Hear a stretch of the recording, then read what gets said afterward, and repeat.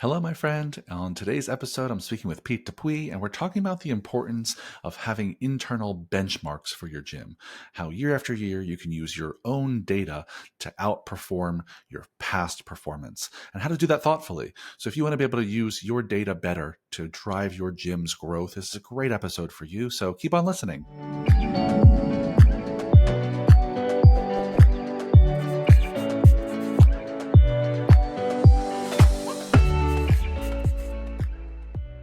Hello, fitness business nerds. What's up? Welcome to another episode of the Business for Unicorns podcast. And today I'm here with Mr. Pete. What's up, my friend? Hey there, Michael. Good to see you Good as to see always. you. Good to see you. What a treat. Before we dive into today's conversation, I just want to do a quick little shout out to our friends at Kilo.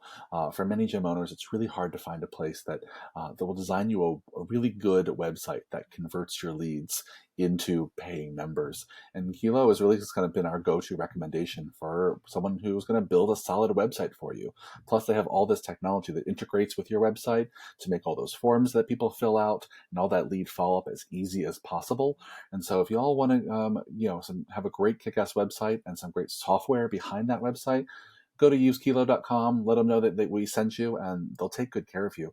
A lot of our Unicorn Society members use them, and of all the platforms that our gym owners use, it's the one that people seem to like the most, that does what it says it's going to do. And so we're a big fan, happy to promote them here on this podcast. So again, go to usekilo.com, let them know that we sent you, and they'll take good care of you. Let's go into today's topic. Pete, you brought this topic up because of some conversations you had recently. So do you want to kind of tee us off as to where this topic came from? Yeah, good topic. We're going to talk benchmarking today. And the impetus for this hitting my agenda in this occasion was I was speaking with a Canadian gym owner who is beating himself up a little bit because he's not hitting the same numbers he did last July. And the more we dug into it, the more I realized, hey, man, you guys came out of the bubble last July because they had some more significant restrictions on their ability to reopen in a COVID world. And they were at this moment in the calendar riding high on the fact that people had been so cooped up for so long that they were dying to get into the weight room. Yeah. And they had this wonderful surge that I know we felt here at CSP in both of our facilities. It's just we felt it earlier. We felt it more in 2021. And this specific gym owner was holding himself accountable to numbers that reflected very different variables. Mm-hmm. And he was just killing himself. And I had to help him to reset mentally because a lot of people are measuring performance against some wildly unique years.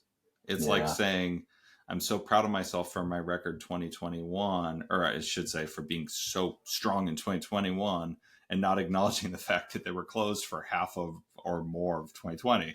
Yeah. And so we need to take into consideration these very unique variables that aren't coming back, hopefully, and benchmark against years that are more representative of where we are and where we're heading. So if you're a Canadian gym owner and last summer was kind of awesome, well, maybe you need to give yourself a little bit more grace as you consider how the business is performing right now, because things have normalized and people are back in season. And I felt this in such a big way last year that I course corrected to a point where in a lot of ways I'm measuring performance against 2019 numbers right now. Yeah, that's huge. I love this topic, Pete, because I think it's such an important skill set for gym owners to learn as to how to do benchmarking, specifically how to do internal benchmarking, because I think this is probably the most effective for most gyms, right? I mean, what I mean by that is internal benchmarking is trying to do better than you did before. Right, as opposed to external benchmarking is where you get numbers from industry standards or industry benchmarks about how gyms on the whole perform. I think there's a time and place for that, and that can be very useful. But most gyms, most of the time, should get really good at benchmarking against themselves, just doing a little better than you did this month last year, for example. But the sticky part comes in exactly what you said, Pete, is that they forget about the context. And that's like saying, oh, I'm really going to hold myself to that 6-minute mile I ran when I was 21. I am not 21 anymore. The context of that 6 minute mile I might have ran 20 some years ago is really different, and that context matters.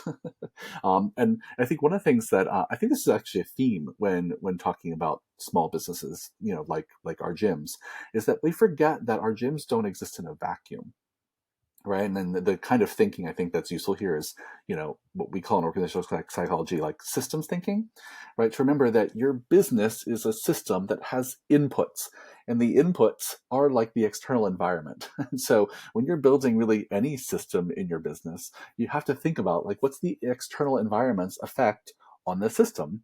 And this is one, like your ability to forecast and benchmark and do financial planning is all about the context of the external environment.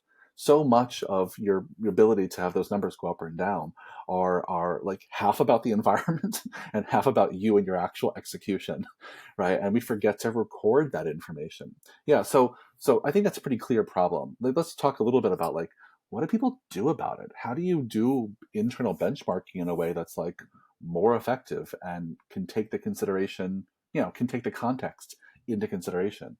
So what do they do? Well, for me, I see a big, consistent problem with people who only benchmark against gross revenues. Hmm. And that is so incredibly short sighted. And Yeah. so, for starters, I think you need to identify key performance indicators that step outside of just dollars created Yeah. and overhead, as a sense. So, for an example, the gym owner in question in this case takes his training very seriously. It's important to him. He has a little bit of a powerlifting background. Based on looking at him, he appears to be immensely strong. And I said to him, "How's your training going?" And he said, "It's really great. I'm training with kind of an intensity that I had before starting a business, and that's really refreshing." And I said, "Did you notice that, sure, your net profit numbers are down a little bit because you have to invest in a business partner and kind of more resources to keep the place moving. And part of that is because you are financing your ability to prioritize training. And Hmm. so if I told you 60 days from now, instead of being $1,500 behind your projections for this year, you're going to be $2,500 ahead of your number.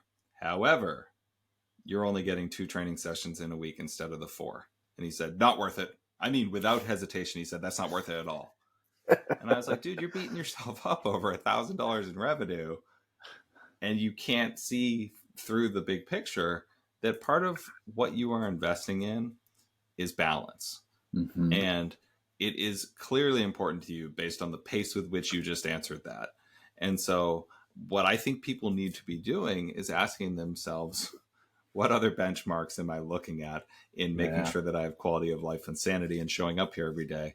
Because it seems like almost everyone I talk to, it's purely top line and bottom line dollars. That's all they think about, and they Yeah. can't appreciate how important the whole is in their sanity and their, like, the person that they come to work as. Yeah. I think it's a great first recommendation, Pete, which is like, yeah, track and benchmark yourself against your own performance, but have enough key performance indicators that gives you a complete picture of more than just the dollars, right? And the perfect example of this is in Unicorn Society, we recommend people track weekly and monthly metrics, and we just added a metric, which is number of hours on the training full floor for the owner, right? And so we're asking everyone to track week by week how many hours the owner spent on the training floor. And it's another one of those key performance indicators that gives you a really clear picture. Because if you're the owner, are you cool with making maybe just 5% more than you did last year, but being off the training floor an extra 10 hours per week? Versus you making 20 times more than you did 20% more than you did last year, and you working more on the training floor, right? Most people will take that trade-off, right? And there's some transitions in the business, certainly when it comes to the owner being off the floor more, where you're going to have to be okay with making a little less revenue or a little less profit, depending on how that plays out over time, in exchange for some other number that you really want to chase, which is maybe more time with the family, more time to be in the office, more time doing marketing and sales. right? And those kind of trade-offs, you won't have the context for them if you're not tracking some of those metrics as well. Similar with like, client visits, or total number of clients frozen, right? These are metrics that are not necessarily a dollar or cent metric, but they add a lot of color and they help you tell a more full story about what's going on with the business. And I think that's a great first recommendation for, like, how do you overcome having these benchmarks that are just kind of like shallow and unhelpful? And can I share one thought building off what you just said that is Please. maybe not benchmark related? I love it. Uh, Go ahead. we, the people that we work with often want to optimize, and they take this mindset like if some is good, more is better. Mm, And when it comes to minimizing your time on the training floor as an owner, I don't know that everybody should aspire to take that number to zero. yeah. And so there's definitely a lot to be said for taking the number down. There is such a thing as too much, but there's also such a thing as too little, because I think that Yes. it's a good idea for our gym owners, maybe yourself excluded, for showing face in the space with some degree of consistency and having their finger on the pulse of the operation. Yeah, 100%. I feel like I talk to more and more Unicorn Insider members these days who are the people who started their gyms because they want to be on the floor all the time. Their favorite thing is working with the clients. That's the thing and they really struggle to find the motivation and interest to do anything off the floor, anything in front of a computer. And so those folks, yeah, they should probably find a business partner or other people who are going to do all the behind the scenes stuff for them. They should just be on the training floor if that's really where their passion is.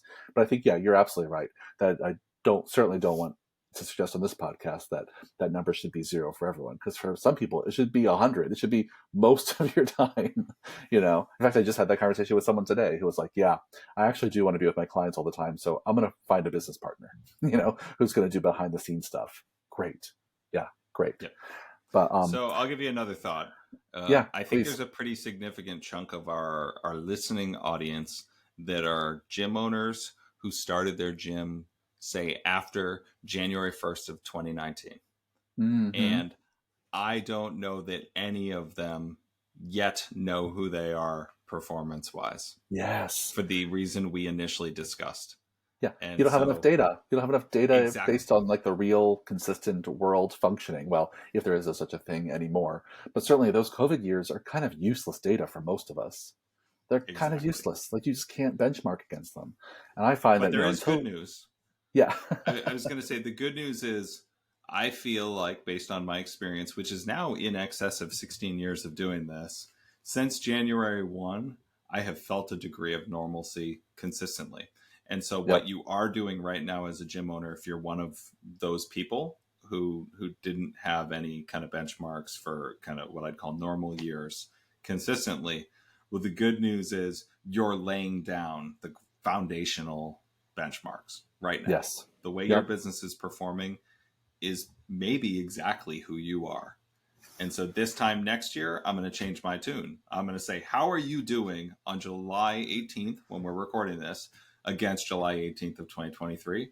Because that is a fairly normal representation of who I think you maybe should be, barring any unforeseen circumstances or pandemics popping up between now and publication. Yeah, I think that's 100% spot on, Pete. Right? Like for those of you who started in 2019, 2020, 2021, yeah, those numbers are probably just really strange for you. But as of this year, you're really starting to collect data that hopefully will be more representative of future performance than those years were. Um, I'll share another tip I think that's really crucial for great internal benchmarking.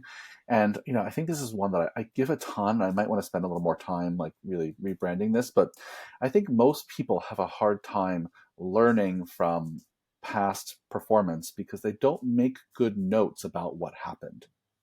Like I'm a big fan of people actually doing, what maybe I'll start to call like a metrics journal, right? It's not enough to look back at the number of revenue and the expenses and the profit and the visits in June of last year if I didn't make any notes about why I think the way they were, right? And that happens all the time. Like even at MFF, we'll look back at numbers from last year or the year before. I'm like, that's so weird. Why was that number that way? That year crushed, or that year was terrible, or that month was amazing. That month was such an anomaly. Why? and we'll have no idea.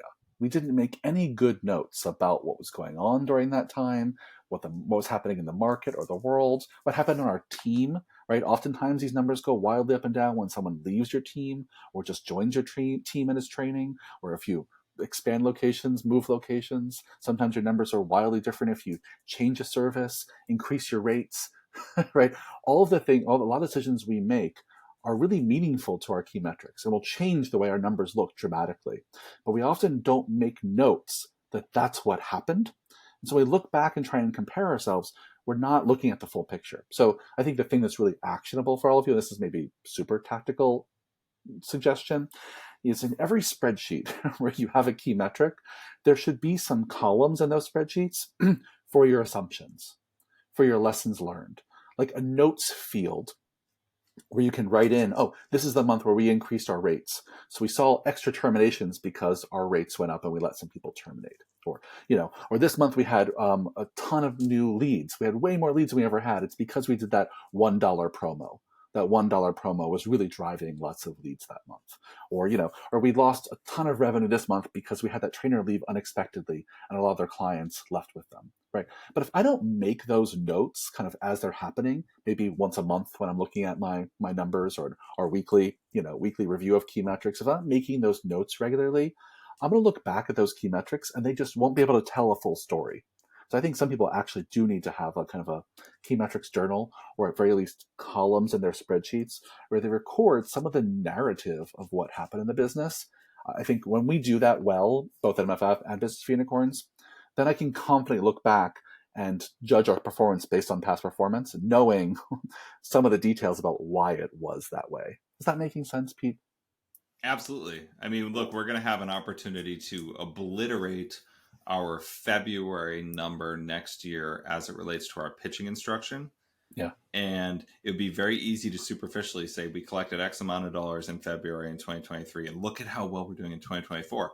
But then if you came to me and you said, Pete, come on, you're leaving something out. There's no way you outperform by 50% year over year without changing anything. And I said, well, I did forget to mention that our pitching coach left to work for the Mets on February 6th.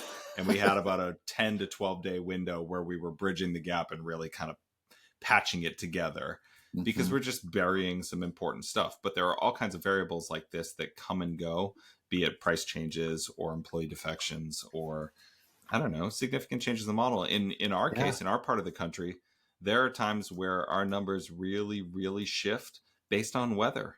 If we have a string of bad snowstorms in a February, it can take 10% of our revenue right off the table. And stuff like that needs to be acknowledged before you start kicking yourself over numbers not being exactly where you wanted them to be year over year. Yeah, same. I mean, even in the summertime in New York, if it's nice in the summer early on, New Yorkers leave the fucking city. Like they just flee.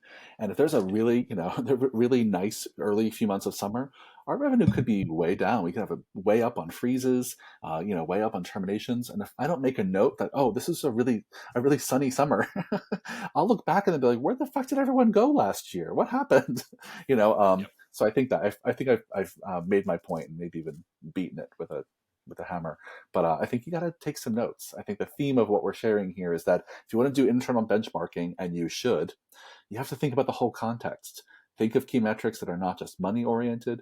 Take some good notes about it. And any other tips here, Pete, before we wrap things up? Don't lie to yourself. I have a bad habit of taking wins and patting myself on the back when in reality some variables were stacked in my favor. Sure. Like we just had an agreement with a club program where they agreed to spend almost $20,000 with us next year. And it means we're going to get a couple of big checks at random moments.